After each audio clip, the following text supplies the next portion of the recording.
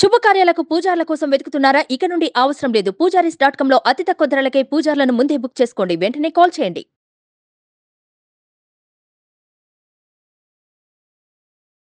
నమస్తే, welcome to Suman TV. నేను మీ యామ్ని. ప్రస్తుతం మనతో ఉన్నారు ప్రముఖ ఆధ్యాత్మికవేత్త, ప్రముఖ జ్యోతిష్య వాస్తు పండితులు మనతో సూర్యనారాయణ శర్మ గారు ఉన్నారు. వారితో మాట్లాడదాం. నమస్కారం గురుగారు. నమస్కారం అమ్మ, శుభం బియాదు. గురుగారు, మనం 2024 సంవత్సరం నుండి అంటే రాశి ఫలాలు ఏ విధంగా ఉన్నాయని తెలుసుకున్నాం కదండి, మన కొన్ని రాశుల గురించి. అయితే ఇప్పుడు కర్కాటక రాశి వారికి అండి అసలు ఏ విధంగా ఉండొచ్చు? కర్కాటక రాశి అంటే మనం ఇప్పుడు సంవత్సరం ఆరంభం నుండి చూసుకోవాలండి. ఆ రోజు ఎలా ఉంది, అక్కడ నుండి ఆ సంవత్సరం అంతా ఎలా ఉన్నది. సో కర్కాటక రాశి తీసుకుంటే సంవత్సరం ఆరంభంలో మనకి ఏంటంటే కేతు అన్నది కర్కాటకం నుండి అంటే కర్కాటకం నుండి సింహం కన్యలో ఏమో కేతు అనే గ్రహం ఉంది. అక్కడ సంవత్సరం అంతా అక్కడే ఉంటాడు వాడు అక్కడ నుండి మారడు. అలాగే అక్కడ నుండి తీసుకుంటే చతుర్థంలో మనకి గ్రహాలు కనపడిపోయినాయి. వృశ్చికంలో మాత్రం మనకు స్టార్టింగ్లోని మనకు శుక్రుడు ప్లస్ బుధుడు యొక్క ప్రభావం చూపిస్తోంది. అలాగే ధనుస్సులో మనం చూసేసరికి రవి కుజుడు ఇద్దరు కనబడుతున్నారు. అలాగే శని చూసేసరికి కర్కాటకానికి సప్తమ భావమైన కుంభంలో ఉన్నాడు. అష్టమ భావమైన కుంభంలో ఉన్నాడు అనమాట. అంటే అష్టమ శని యొక్క ప్రభావం కర్కాటకానికి కనిపిస్తుంది. అలాగే 9వ భావంలో చూస్తే రాహు కనిపిస్తున్నాడు. 10వ ఇంట్లో చూస్తే మనకు బృహస్పతి కనిపిస్తున్నాడు. ఫైన్. ఇలా ఉంటుంటే మనకి ఏంటంటే ఈ కర్కాటక రాశిలోని ఒక 10వ ఇంట్లో రాజ్యంలో గురుడిని ప్రభావం ఉన్నప్పటికీ కూడా, అంటే రాజ్యంలో గురుడు ఉండడం, ఈ లగ్నానికి యోగించేవాడు ఎక్కడున్నాడని ఫస్ట్ మనం చూసుకోవాల్సి వస్తుందన్నమాట. కర్కాటక రాశికి కుజుడు రాజ్యోకారకుడు అంటాం. అటువంటి కుజుడు మనం చూస్తునేసరికి రవితో కలిసి 6వ ఇంట్లో కూర్చున్నాడు అనమాట. సో ఇక్కడ మనకి ఏంటంటే ఇది ఎంతవరకు మనకు వర్కౌట్ అవుతుంది అంటే ఆరోగ్య స్థానంలో ఉంటున్నారు అనమాట. కుజుడు ప్లస్ రవి ఇద్దరు కలిసి ఉన్నారు. అంటే ఆరోగ్య స్థానంలో 2 పాప గ్రహాలు కలిసి ఉన్నాయి, 2 అగ్నితత్వం గల గ్రహాలు ఉన్నాయి న్యూ ఇయర్ స్టార్ట్ అయ్యే టైంకి. అలాగే అష్టమంలో శనీశ్వరుడు కూర్చున్నాడు, అష్ట కష్టాలు పెట్టడానికి ఉన్నాడు. సో 8వ ఇంట్లో శనీశ్వరుడు ఆరోగ్యం ఆయుష్ సంబంధించిన వాడు అనమాట. ఆయుష్ సంబంధించిన వాడు ఐదుతో ఉన్నాడు. ఆరోగ్యం సంబంధించిన ప్లేస్లో రవి కుజుడు అనే 2 పాపగ్రహాలు కూర్చుని ఉన్నాయి. అంటే ఆరోగ్యం ముందు బేసిక్ థింగ్, కాదా ఆయుష్ సెకండ్ థింగ్. అంటే ఆరోగ్యం బాగుంటే ఆయుష్ బాగుంటుంది, ఆరోగ్యం బాగాలేకపోతే ఆయుష్ కూడా క్షీణిస్తుంది. ఇది దేవుడు లక్ ఏమైనా ఫేవర్ అవుతుందా ఆయనకి అనేసరికి 9వ ఇంట్లో భాగ్యస్థానం ఉంటారు. అక్కడ ఒక రాహుని గ్రహం కూర్చున్నాడు. సో వాడు మళ్ళీ పాపగ్రహమే. సో ఇక్కడ ఏంటంటే ఆరోగ్యం కనిపించట్లేదు, ఆయుష్ ప్రాపర్గా కనిపించట్లేదు. అంటే కొంచెం క్రిటికల్ యాక్టివిటీస్ జరగడము, ఆపరేషన్స్ జరగడానికి అవకాశం ఉంది చెప్తున్నది. దానికి అయినా అదృష్టం కలిసి వస్తుందా అంటే అదృష్టం కూడా వాళ్ళకి రాహు 9వ ఇంట్లో ఉండడం వల్ల వాడు సహకరించాడు, ఎందుకంటే నెగిటివ్ ప్లానెట్ కాబట్టి. ఇవన్నీ దాటుకుని వెళ్తే 10వ ఇంట్లో రాజ్యం బాగుంది అంటున్నాడు. అంటే ఇవన్నీ అంటే ఆరోగ్యం ఇవన్నీ ఎలాగున్నా రాజ్యాన్ని నిలబెట్టుకోవడం చేసే ప్రయత్నాల్లో సక్సెస్ అయ్యడానికి అవకాశం ఉంటుందంట. సో ఇలా ఉంటుండగానే మనకేంటి ఇదంతా మనకు సుమారుగా మే 1 వచ్చేసరికి ఏంటంటే రాజ్యంలో ఉన్న బృహస్పతి మన వృషభ రాశిలోకి వస్తాడట. మేషంలో వృషభంలోకి వస్తాడు. అంటే అక్కడికి ఏమైపోయింది, మళ్ళీ వాడి లాభస్థానంలోకి వస్తున్నాడు. అలాగే మనకు కుజుడు వాడు ఏంటంటే మార్చి 15 నుండి మే 1 వరకును సింహం, అంటే మనకున్న కుజుడు ఎవరైతే ఉన్నాడో ఇప్పుడు వాడేమో కుంభంలోకి ప్రవేశిస్తాడనమాట. అక్కడ శనితో కలిసి ఉంటాడు. అంటే అష్టంలో ఏమైపోయింది, శని కుజుల కాంబినేషన్ కూడా మార్చి 15 నుండి ఈ మే 1 తారీఖు వరకు ఉంటాం. అంటే ఆయుష్ స్థానంలో ఈ 2 కలిసి యుద్ధాలు చేస్తాయి. యుద్ధం చేయడం అంటే వాళ్ళిద్దరికి పడదు, శని కుజులు పడదు. సో ఇప్పుడు ఆ కర్కాటక రాశి వారికి మార్చి 15 నుండి మే 1 తారీఖు మధ్యలో హెల్త్ ఇష్యూస్తో చాలా విపరీతంగా ఉంటాయి. సో దాని నుండి వాళ్ళు బయటపడడం చాలా అవసరం. ఇప్పుడు చిన్నపిల్లలు అనుకోండి, బాల అరిష్టాలు అంటాం. అదే కర్కాటక రాశి చిన్న ఆశ్లేష నక్షత్రము, అలాగే పునర్వసు 4వ పాదము, మళ్ళీ పుష్యమి నక్షత్రం వాళ్ళు ఉన్నారనుకోండి, వాళ్ళు ముగ్గురే ఉంటాయి అక్కడ. వాళ్ళలో చిన్నపిల్లలు 8 ఇయర్స్ లోపల అంటే బాల అరిష్టాలు ఉంటాయి. బాల అరిష్టాలు అంటే చిన్నపిల్లల చూడండి పడిపోవడము, దెబ్బలు తగలడము, మోషన్స్ ఇలాంటివి జరగడము, డిహైడ్రేషన్ వల్ల హాస్పిటల్లో జాయిన్ అవ్వడం, ఇలాంటివన్నీ ఈ సంవత్సరం స్టార్టింగ్లో వాళ్ళు కనబడతాయి. అదే యుక్త వయసులో ఉన్నారు, హెల్త్ ఇష్యూస్ ఎలా ఉంటాయంటే యుక్త వయసులోని వాడికి గ్యాస్ట్రిక్ ఇష్యూ రావడం, ఇండైజెషన్ ప్రాబ్లం రావడము, తర్వాత థ్రోట్ ఇన్ఫెక్షన్స్ రావడం, ఈ శని కుజులు కలిసారు కాబట్టి మంట, ఆ మంట నుండి బయటపడడంలా తెలియకపోవడం, ఇట్లా కొంచెం డిఫరెంట్గా కనిపించే అవకాశం.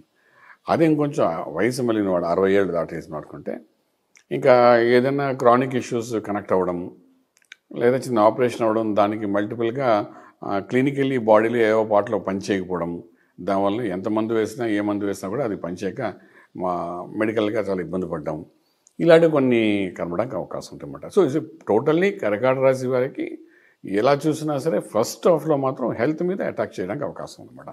సో హెల్త్ మీద అటాక్ చేస్తున్నాడంటే మామూలు విషయం కాదు. అది ఏ వయసులో వాళ్ళకైనా చూపిస్తాం. ఇప్పుడు కర్కాటక రాశిలో ఉన్నవాళ్ళు ఫర్ ఎగ్జాంపుల్ తీసుకుంటే మనకు తెలంగాణ ముఖ్యమంత్రి గారిని మనం చూసాం కూడా, అష్టమ శని ప్రభావం వల్ల ఆయన హాస్పిటల్లో ఉండడము, దెబ్బలు తగ్గడం అని చూసాం కదా. అది బాత్రూంలో జారారో కాలు మొదలు పడ్డారో మనకు సంబంధం లేదు అనుకోండి, ఇప్పుడు హాస్పిటల్కి వెళ్ళారు, ఆపరేషన్ చేసుకుంటున్నారు దిగువ భాగానికి. సో ఇవన్నీ ఎలా కనబడుతుందంటే కర్కాటక రాశిలో ఉన్న వాళ్ళకి ఏదో సమయంలోని, అంటే ఆయనకి అయింది కదా మన సంఖ్యలో గుద్దుకోకలే, మార్చి 15 నుండి మే 1 లోపల ఆల్మోస్ట్ 90% కర్కాటక రాశి వాళ్ళకి ఏదో ఒకటి దెబ్బలు తగులుతాయి, కన్ఫామ్గా తగులుతాయి. అది చిన్న పెద్ద డిపెండ్స్ అపాన్ ది మిగిలిన దశలు అంతర్దశల ప్రకారము. దశలు అనుకూలిస్తే చిన్న దెబ్బలు తగులుతాయి, అనుకూలించకపోతే పెద్ద అవుతాయి. సో అది ఏదైనా జరిగితే అది క్రానిక్ ఇష్యూ కింద అవ్వడానికి అవకాశం ఉంటుంది. అది లైఫ్ లాంగ్ అది మచ్చలా ఉండిపోతుంది. ఇటువంటివి జరగడానికి అవకాశం అనమాట కర్కాటక. సో హెల్త్ మీద దృష్టి పెట్టాలి వాడు. ఫస్ట్ ఆఫ్ హెల్త్ మీద దృష్టి పెడితే, ఇప్పుడు మనకు మే 1 నుండి ఏంటవుతుందంటే ఈ కుజుడు అన్నవాడు కుంభం నుండి మీనంలోకి వెళ్ళిపోతాడు. ఒకసారి మీనంలోకి వెళ్ళిపోయాడంటే ఈ డిస్టర్బెన్స్ అనేది తగ్గిపోతుంది అనమాట. అలాగే మనకు గురువు అనే గ్రహం కూడా మనకి ఏంటంటే మే తర్వాత వృషభంలోకి వస్తాడు, లాభంలోకి వస్తాడు. రావడం అది కూడా ఒక అంతర మంచిది. భాగ్యంలో కుజుడు ఉండడం మంచిదే, అలాగే లాభంలో గురుడు ఉండడం కూడా మంచిదే. సో వీళ్ళకి ఏమైనా జరగాలి, మంచి జరగాలంటే ఆర్థికంగా తీసుకోండి, వ్యాపార రీత్యా చూసుకోండి, రాజకీయంగా తీసుకోండి, లేకపోతే ఇండస్ట్రీ, ఫిల్మ్ ఇండస్ట్రీ రకంగా చేసుకోండి, ఏదైనా మే 1 తర్వాత ఒక మంచి పట్టు రావడానికి అవకాశం. అంటే మే అంటే ఆల్మోస్ట్ 5 నెలలు, ఫస్ట్ 5 months తోడ కన్ఫ్యూజన్ అనే వీళ్ళకి ఉండడానికి అవకాశం ఉంది. మనం చెప్పగలుగుతాం అంతవరకు మాట. అంటే ఈ రాశి వారికి ఏదైనా పరిహారం అలాంటివి ఏమి ఉన్నాయండి? పరిహారాలంటే ఇప్పుడు మనకు ఇది అష్టమ శని అంటే శని చేయవలసిన పని కూడా చేస్తాడు, చేసిన తర్వాత మనం ముందు వేసుకోవడమే. అంటే ఏంటంటే ఇప్పుడు వాడిని యుద్ధం చేయలేం, శని కుజులు కలిసినప్పుడు వాళ్ళదే ఒక పెద్ద యుద్ధం. ఆ సంధి కలిసి ఉండడమే ఒక మహాయుద్ధం. ఆ యుద్ధం అలా ఉండడం వల్లనే మనకు ప్రపంచంలో ప్రకృతి వైపరీత్యాలు జరుగుతున్నాయి.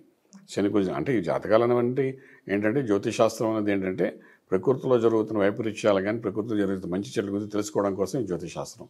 ఇప్పుడు మనుషుల కోసం కూడా తెలుసుకుంటున్నాం, కానీ basically it is done for nature అనమాట. నేచర్లో ఎప్పుడు ఎలా ఉంటుంది, పాడి పంట ఎలా పండుతుంది, ప్రకృతిలో ఎటువంటి మార్పులు జరుగుతాయి, ఎండాకాలం ఎంతకాలం ఉంటుంది, వర్షాలు ఎలా పడతాయి, ఇవన్నీ తెలుసుకోవడానికి జ్యోతిషాస్త్రం ఫ్రమ్ ది బిగినింగ్ కొన్ని వేల సంవత్సరాల నుండి ఈ శాస్త్రాన్ని దానికోసం వాడుకునేవారు.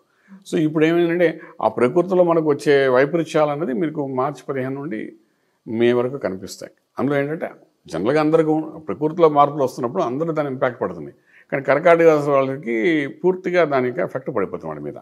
మిగిలిన వాళ్ళకి ఏదో గొడుగు పెట్టినట్టుగా ఎండాకాలం వర్షాకాలం గొడుగు పెట్టుకుంటాయి కదా, పట్టుకున్నవాడికి ఏం కాదు కదా, అలా ఉంటుంది మిగిలిన వాళ్ళకి. వీడు ఒక్కడికే కర్కాటక రాశి వాళ్ళకి ఇవన్నీ ఇబ్బంది కలుగుతుంటాయి అన్నమాట. సో ఇలాంటప్పుడు ఏంటంటే ఈ కుజుడు శని 2 కాంబినేషన్స్లో అక్కడ ఎఫెక్ట్ అవుతుంది. కాబట్టి ఫస్ట్ హాఫ్లో సుబ్రహ్మణ్యేశ్వర స్వామికి ఆరాధన చేయడం, అభిషేకం చేయడం, ఇవన్నీ బాగా పనిచేస్తాయి. అలాగే శివుని కూడా ఆరాధన, పంచశక్తులు ఉన్నాయి కాబట్టి నమ్మకం, చమకం, రుద్రం, శ్రీశక్తం, పురుషశక్తం 5 ఉన్నాయి. ఈ 5 ఏదో ఒక దాంట్లో అభిషేకం చేసుకోవడం, ఇంట్లో చక్కగా తీర్థం తీసుకోవడం, మన వాళ్ళు ఎవరైనా హిందువులైనా వాళ్ళంతా వాళ్ళకి చేసుకుంటే ఏంటంటే కొంతవరకు ఈ ఆయుష్, అన్నిటికీ ముఖ్యం ఆయుషే కదండి. సో మనకేంటి ఆ స్పీడ్ లెవెల్స్ తగ్గించేస్తుంది. డైనమిక్ ఉన్నవాడు కూడా ఈ హెల్త్ ఇష్యూ రాగానే ఒక్కసారి పడిపోతాడు కిందకి. అలా ఉంటుంది కాబట్టి డెఫినెట్గా అలా చేసుకోగలిగితే మంచి రిలాక్సేషన్గా ఉండడానికి ఉంటుంది. అదొక చిన్న రెమెడీ అని చెప్పచ్చు. అలాగే మనకేంటంటే ఈ భాగ్యంలో రాహు ఉండడం వలన డెఫినెట్గా ఈ 9th house రాహు ఏం చేస్తుందంటే మన యొక్క విదేశీయానం గురించి చెప్తుంది. అలాగే 9th house మన హైయర్ ఎడ్యుకేషన్ గురించి చెప్తుంది. 9th house రాహు ఏమో అంటే 9వ ఇల్లు మనకు భాగ్యం, అదృష్టం గురించి చెప్తుంది. అలాగే 9వ ఇల్లు తండ్రి గారి గురించి కూడా చెబుతుంది. అలాగే 9వ ఇల్లు మనకు విదేశీయ చదువు కూడా పీజీ ఇవన్నీ చేస్తారు కదా, ఎక్స్ట్రాడినరీ స్టడీస్ గురించి కూడా చెప్తుంటుంది కూడా. సో ఈ 5కి సంబంధించి ఆ 9వ ఇంట్లో రాహు అనే పాపగ్రహం కూర్చున్నాడు. ఆ కూర్చోవడం వల్ల అంటే చిన్నపిల్లలకి విదేశాలకి చదువుకునే వాడు చదువు ఎక్కదు. అలాగే తండ్రికి అంటే ఇప్పుడు కర్కాటక రాశిలో పుష్యమి నక్షత్రం కానీ పునర్వసు 4వ పాదం కానీ ఆశ్లేష నక్షత్రంలో పుట్టిన వాడి యొక్క తండ్రి గారికి 9వ ఇంట్లో అక్కడ రాహు ఉన్నాడు కాబట్టి ఏదో ఒక డిస్టర్బెన్స్ తీసుకొస్తారు, హెల్త్ వైజ్ అని తీసుకొచ్చే అవకాశం ఉంటుంది. ఈ 2వది అదృష్టం. 9వ ఇంట్లో రాహు ఉన్నది కాబట్టి కర్కాటక రాశి వారికి ఇప్పటి వరకు ఏది చేసినా నడుస్తున్న కథలో వెళ్ళిన వాళ్ళకి ఈ 9వ ఇంట్లో రాహు రాగానే మొత్తం ఆ గర్వం పోగొట్టుకునేటట్టుగా ఆ లక్ ఫేవర్ చేయదన్నమాట. ఎప్పుడైతే లక్ ఫేవర్ చేయడో మనం హార్డ్ వర్క్ మీద ముందుకెళ్ళాలి. హార్డ్ వర్క్ చేసేవాడు ముందుకు వెళ్ళిపోతాడు, హార్డ్ వర్క్ చేతగాని వాడు అక్కడ ఉండిపోతాడు. సో ఇదేంటంటే లక్ అనేది మిస్ఫైర్ అయిపోతుంది వాడికి. అలాగే 9వ ఇంట్లో మనం చూసినా చదువు, ఎక్స్ట్రాడినరీ స్టడీస్ అది బ్రేక్ అయిపోతాయి, అవి సరిగ్గా ఉండవు. అలాగే విదేశాలకు వెళ్ళి సెటిల్ అవ్వాలనుకున్న వాళ్ళు కూడా 9వ ఒకసారి చూస్తాం. దాన్ని కూడా కొన్ని డిస్టర్బెన్సెస్ అయ్యే అవకాశం ఉంది. సో 9వ ఇంట్లో రాహు ఒక రకంగా ఏడిపిస్తాడు, వాడు అక్కడే ఏడాదంతా ఉంటాడు. సో ఈ 5 ఆస్పెక్ట్స్ మీద దాన్ని కూడా మనం కంట్రోల్ చేయాలి.